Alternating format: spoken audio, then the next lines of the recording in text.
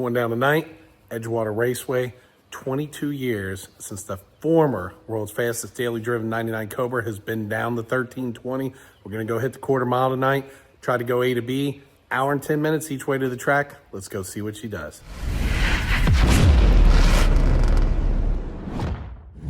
Hey guys, Beefcake here. I am sitting in the 99 Cobra, about to make the first pass in 23 years in this car. It's exciting and scary all at the same time. So we're going to see what she does.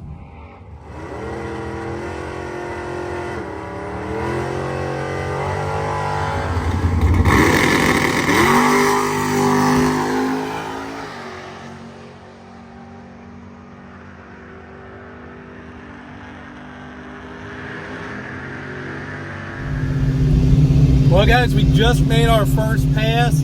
She did go A to B. That sounded like she stumbled a little on the 2-3 shift, so we did get a log. We're going to send that over to Josh at 5 Star Tuning, but I don't know what she ran. We're going to get a time slip here in a second. I'm just super excited. It actually went A to B. Probably gonna be like an 11-second pass, but anyway, I'm super stoked. We're rolling up to the tower here.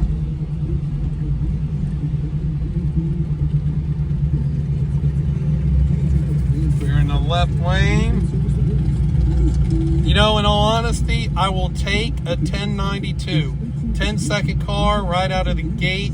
We just got to figure out what else we got in this thing. 168 60 foot. There's definitely got to be more in it than that. So I am not going to complain about a 10-second pass. This car hasn't been down the track in 23 years. I think I stalled that up a little bit. Not sure exactly the converter combo and everything like that, but honestly, I'm super excited to go A to B in the car. We're going to get Josh to look at the tune here, see if we can't spice it up a little bit, get a little bit more out of it, and see if we can't get that into some low tens.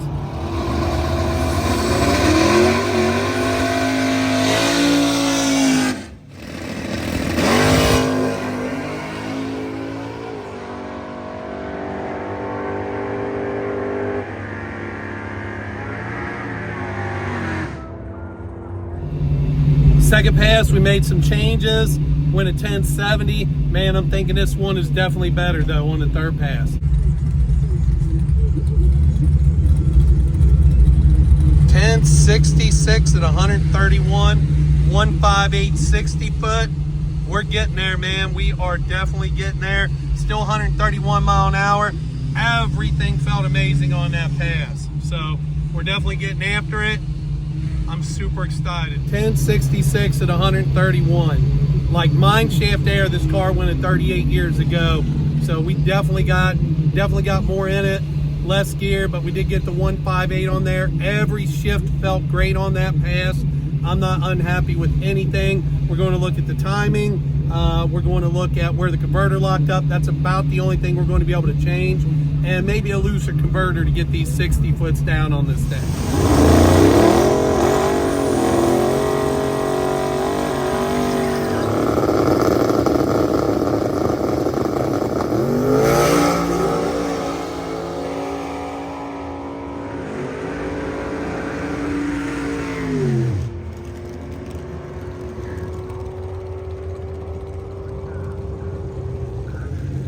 Check out these bugs, guys. That's what it's like at the local track here at night.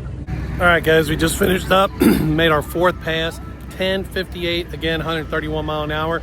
It's a little cooler out, so we're making a little more power. We tapped the limiter on the 2.3.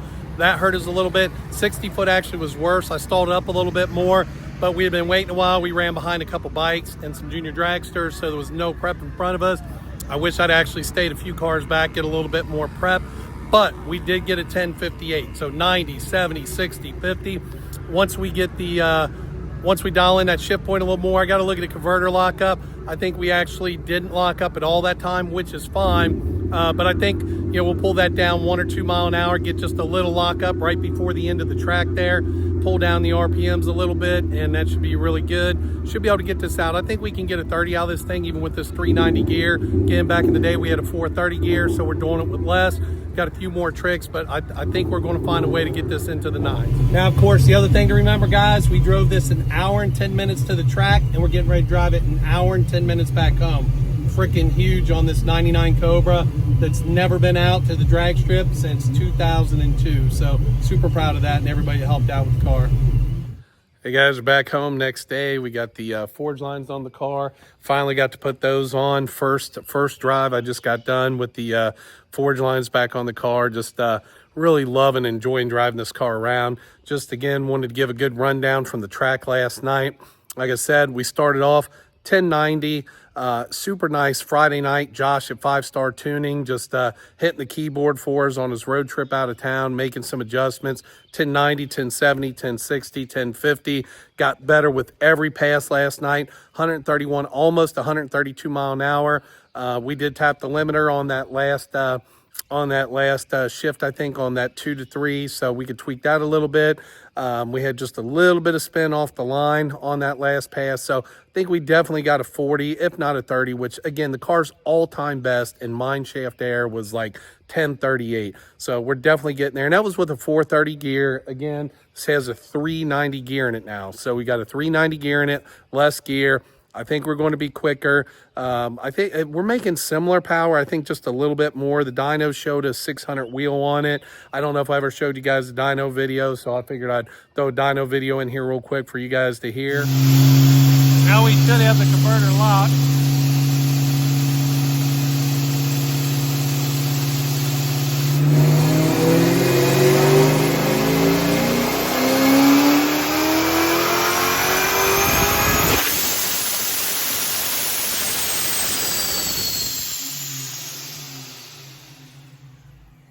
Definitely took some more time. Oh! What do you know? Lock converter picked us up 100 horsepower, 594. So we made 600 wheel on the dyno on E85. Years ago, we were on race gas, but again, we had a dump X pipe. We've had a little bit more stuff with the body kit on here. I don't think there's a ton more weight, but full updated suspension. Everything seemed to work really good last night. We played with the Viking shocks. Just want to thank everybody that's participating in this car, man. UPR sent us a bunch of stuff for it, suspension-wise, the K member, catch can for it, front, lower, upper control arms, Viking with the double adjustable shocks and struts. We did have to put a small 3/16-inch spacer on the front with the coilovers. The old forge lines were touching in the front with those 9.5 wide. So I threw a little 3/16-inch spacer on there today. They helped us out. Celine with the body kit. Tino and Casey and his guys over at Liberty Collision for doing an awesome job on the paint. Forge Line for getting the wheels back great. Alex at Legit Street Cars for getting me the wheels. Pro Car by Scat for the new updated seats inside on the car.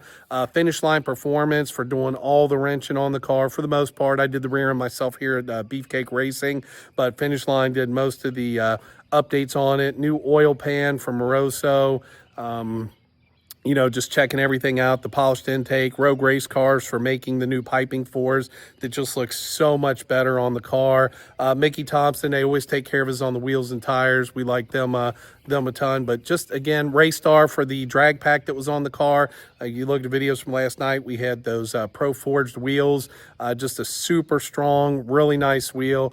Just really happy with the car, man. Just went out and drove it. It's quieter than it ever was. It drives so nice, man, without the lockers gone. The old pinion snubber that was banging, that thing's gone in the back. And the car just drives and sounds great, man. I am having so much fun with this new Edge. Oh, don't want to leave out Vortec for the upgraded head unit, Aeromotive for the fuel system, fuel injector clinic for the injectors, innovators west for the balancer, all some extra parts we just slapped on this puppy. We're definitely going to do more stuff with it. This will definitely be a 9-second car. I know by today's standards, you know, a mid 10-second car isn't crazy. You got to remember, back in 2001, 2002, I was driving a 10-second daily driver back then. And man, it was pretty sick back then. But even now, you know, a basic supercharged Coyote is running low 10s, you know, so we're still running with all these new cars with all the advancements. I'm not sure where we're going to go next with the transmission. I don't know if I want to do a standalone in a 10-speed or US shift in a 6-speed. So you guys let me know your thoughts there. But we're definitely going to do something to help keep this centrifugal up in the RPM range more. At a minimum, it's going to get a 6R80 in it and a US shift. That's the bare minimum we're going to do on it. But we may do full fuel tech standalone. They've been doing some stuff with the 10-speed, man. That 10-speed would play really nice, and then we could go even lower in the gear ratio in the back. We're down to a 390, but if I can get to a 355, 331, this will make this just a killer highway cruiser. So anyway, stay tuned, follow us along. All the parts on here you can get beefcakeracing.com. Oh, CM Components, he hooked me up with the rear seat delete on the back of this thing. Looks really nice on it. Cooks for the headers, Holly for the Flowmaster catback, man. All these people that, you know, we do a ton of business with, they all wanted to be involved in the car and just super happy with it. I hope you guys enjoy watching the videos. We're going to keep making them and try to get this YouTube channel up some, but any of the parts you need, hit us up, beefcakeracing.com.